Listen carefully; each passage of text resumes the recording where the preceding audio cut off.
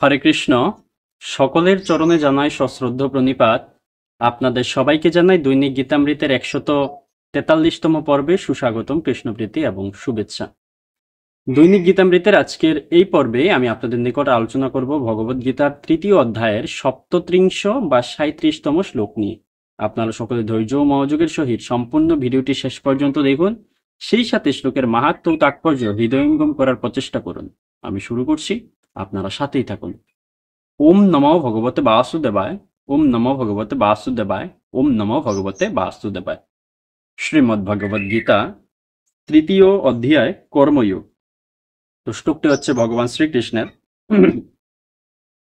শ্রী ভগবান উবাচ ওম কাম এষ ক্রোধ এষ রজগুণ সমুদ্ভব মহাশনু মহাপাপমা বিদ্বিয়েনম ইহ বৈরিনম। আবার পাঠ করছি। শ্রী ভগবান উবাচ ওম কাম এষ ক্রোধ এষ রজগুণ সমুদ্ভব মহাশনু মহাপাপমা বিদ্বিয়েনম ইহ বৈরিনম। অনুবাদ: পরমেশ্বর ভগবান বললেন, হে অর্জুন, রজগুণ থেকে সমুদ্ভব কামই মানুষকে এই পাপে প্রবৃত্ত করে এবং পরবর্তীকালে এই কামই ক্রোধে পরিণত হয়। সর্বগ্রাসী ও পাপাত্মক কামকেই জীবের প্রধান শত্রু বলে জানবে। পূর্ববর্তী শ্লোকে অর্জুন ভগবান শ্রীকৃষ্ণের নিকট প্রশ্ন করেছিল যে ইচ্ছে না থাকা সত্ত্বেও কার দ্বারা প্ররোচিত হয়ে এবং কার দ্বারা বলপূর্বক, নিজের ইচ্ছে না থাকা সত্ত্বেও কে বলপূর্বক আমাদেরকে বা মানুষদেরকে পাপে নিয়োজিত করে, সেই প্রশ্ন অর্জুন করেছিল। ভগবান শ্রীকৃষ্ণ এই শ্লোক থেকে উত্তর প্রদান করা শুরু করলেন। তিনি বললেন যে, হে অর্জুন, কাম হচ্ছে মানুষের প্রধান শত্রু এবং এই কামও সবাইকে পাপে প্রবৃত্ত করে। আর এই কাম হচ্ছে রজগুণ থেকে সমুদ্ভব, রজগুণ থেকে উদ্ভূত হয় এই কাম, এবং এই কামই ক্রোধে পরিণত হয়। অর্থাৎ কামই হচ্ছে মানুষকে পাপে নিয়োজিত করে এবং কামই হচ্ছে জীবের প্রধান শত্রু। এই বিষয়টা ভগবান বলল। তো এই শ্লোক সম্বন্ধে শ্রীল প্রভুপাদ কি মন্তব্য করছেন সেই বিষয়টা আমরা তাৎপর্য থেকে দেখে নিই। তাৎপর্য: জীব যখন জড় জগতের সংস্পর্শে আসে তখন তার অন্তরের শাশ্বত কৃষ্ণ প্রেম রজগুণের প্রভাবে কামে পর্যবসিত হয়। পক্ষান্তরে বলা যায়, টক তেঁতুলের সংস্পর্শে দুধ যেমন দই হয়ে যায়, তেমনি ভগবানের প্রতি আমাদের অপ্রাকৃত প্রেম কামে রূপান্তরিত হয়। তারপর কামের অতৃপ্তির ফলে হৃদয়ে ক্রোধের উদয় হয়।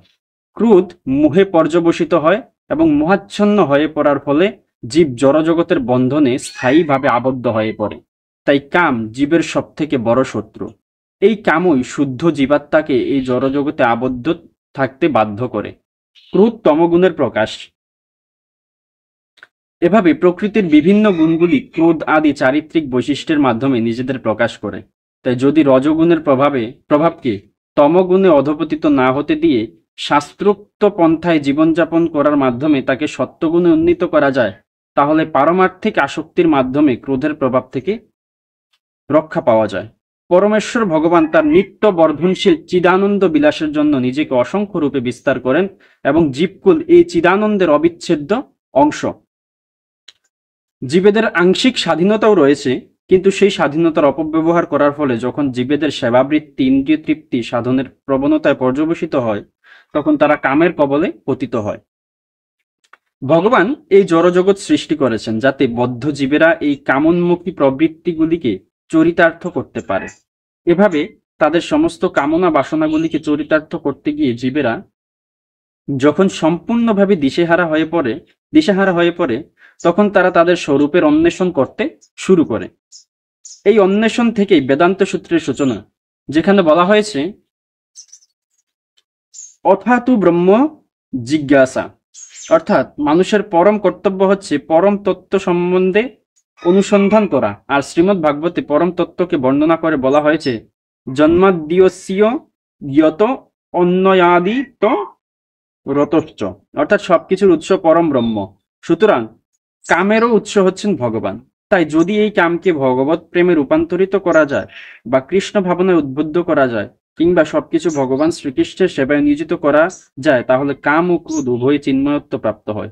শ্রী রামচন্দ্রের পরম সেবক হনুমান তার ক্রোধ প্রকাশ করে রাবণের স্বর্ণলঙ্কা দগ্ধ করেছিলেন এবং তা করার ফলে তিনি ভগবানের মহান ভক্তে পরিণত হয়েছিলেন। এখানেও ভগবদ্গীতায় ভগবান শ্রীকৃষ্ণ অর্জুনকে তার সমস্ত ক্রোধ শত্রু বাহিনীর উপরে প্রয়োগপূর্বক ভগবানের সন্তুষ্টি বিধান করার জন্য উৎসাহ দিচ্ছেন। তাই কাম ও ক্রোধকে যখন ভগবানের সেবায় নিয়োগ করা হয় তখন তারা শত্রুর পরিবর্তে আমাদের বন্ধুতে পরিণত হয়। এই বিষয়টা আমরা বুঝতে পারলাম। অর্থাৎ এই যে কাম বা ক্রোধ, রজগুণ থেকে সমুদ্ভব এই বস্তুগুলো আমাদেরকে পাপে প্রবৃত্ত করে, কিন্তু আমরা যদি চাই সেগুলোকে ভগবান শ্রীকৃষ্ণের প্রেমময়ী সেবা যদি নিয়োজিত করি, তাহলে আর আমাদেরকে পাপের ভাগীদার হতে হবে না। তাৎপর্য ছিল প্রভুপাদ উদাহরণ দিয়েছিলেন যে ক্রোধ হনুমান কিভাবে কাজে লাগিয়েছিলেন। তার সমস্ত ক্রোধ একত্রিত করে তিনি রাবণের স্বর্ণলঙ্কা দগ্ধ করেছিলেন। এতে কিন্তু সমাজ কল্যাণ হয়েছে এবং তাতে তার পাপ হয়নি। তেমনি ভগবান শ্রীকৃষ্ণ অর্জুনকে এই শ্লোকের মাধ্যমেও যুদ্ধে প্ররোচনা দিচ্ছেন, যুদ্ধ করার জন্য তিনি উদ্বুদ্ধ করছেন যে তোমার সমস্ত ক্রোধ শত্রু বাহিনীর উপর তুমি নিমগ্ন করো। এতে অধার্মিকরা হত হবে এবং ধার্মিকরা রক্ষা পাবে, সমাজে ধর্ম প্রতিষ্ঠিত হবে। অর্থাৎ আমাদের কাম ক্রোধ আদি যত ষড়রিপু, যত গুণ রয়েছে, যত দোষ রয়েছে, সবগুলোকে আমরা নিয়ন্ত্রণে রাখবো এবং ভগবান শ্রীকৃষ্ণের প্রেমময়ী সেবায় নিয়োজিত করবো। তখন আর সেগুলো দোষ থাকবে না, তখন সেগুলো ভগবানের প্রতি সেবা হয়ে যাবে। কাম ক্রোধ অন্যান্য যত সমস্ত গুণগুলো রয়েছে, যত কিছু রয়েছে, সবকিছু বা যত ইন্দ্রিয় রয়েছে, ইন্দ্রিয়ের কার্যসমূহ আমরা ভগবানের প্রেমময়ী সেবায় যখন নিয়োজিত করব, তখনই তা পূর্ণতা প্রাপ্ত হবে। আশা করি আপনারা সকলে বুঝতে পেরেছেন। আজ এই পর্যন্তই।